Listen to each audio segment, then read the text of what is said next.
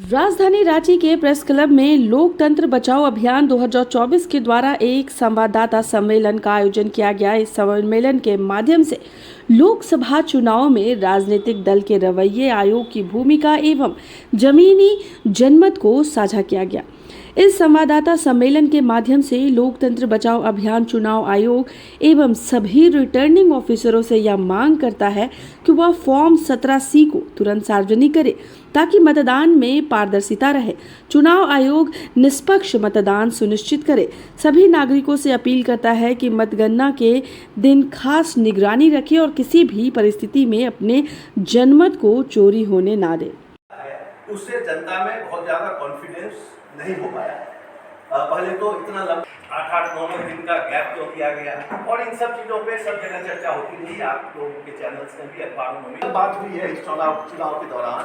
वो ये है कि इतनी सारी शिकायतें की अपोजिशन आधार पे और एक पर्टिकुलर एक दो धर्म को निशाना बनाकर और ये कह के कि सारे अपोजिशन जो है वो मंगलसूत्र और जो है मुस्लिम लीग का ये घोषणा पत्र है, इस तरह की जो चीज़ें फैलाई गई, इससे धार्मिक उन्माद को जन्म दिया गया।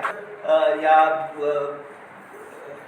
रसिया या पाकिस्तान जो है जाकर चुनाव करवा रही है, जहाँ व्यक्ति जैसे चुनाव अधिकारी होते थे तो किस तरह से चुनाव करवाया जाता था, यह लोगों ने नहीं देखा होगा, लेकिन जो कभी नहीं हुआ।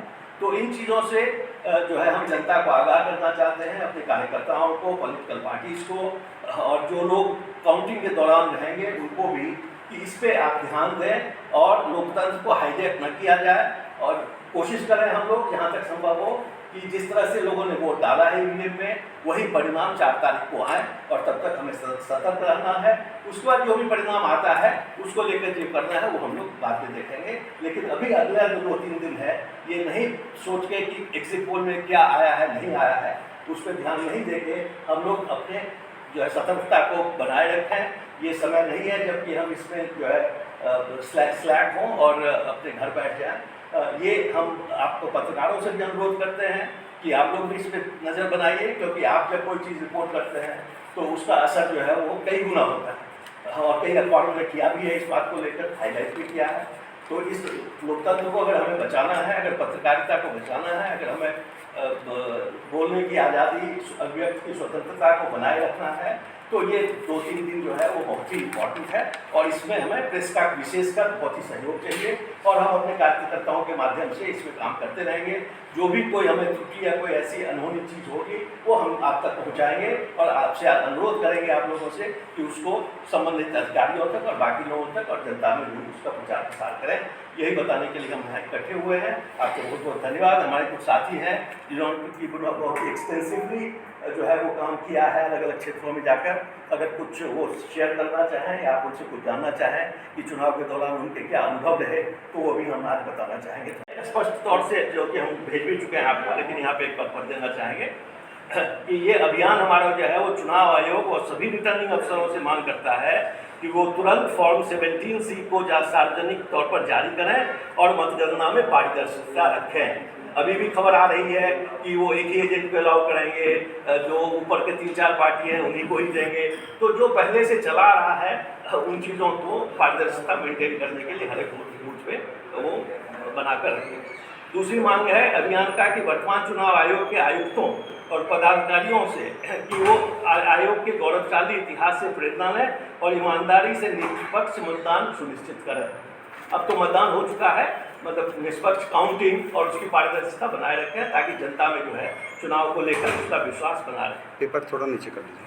अभियान सभी नागरिकों से अपील करता है कि वो जनमत के प्रति सजग रहें और मतदान के दिन खास निगरानी रखें, किसी भी परिस्थिति में अपने जनमत को चोरी ना होने दें।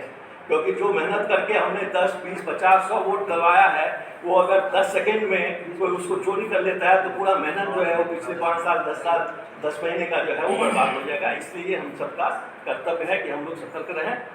और ये अभियान खासकर चूँकि जो इशूज़ लेकर हम चले हैं वो बेसिकली इंडिया गठबंधन का भी इशू है। हालांकि हम इंडिया गठबंधन को नहीं रिप्रेजेंट करते हैं, लेकिन चूँकि दोनों में समानता थी इसलिए हम उनसे भी मांग करते हैं कि वो मतगणना के दिन सतर्क रहें, क्योंकि हमें देखने को मिला है कि उनमें उतनी चुस्ती नहीं रही है और थोड़ा कोऑर्डिनेशन का भी अभाव रहा है गठबंधन के बीच में।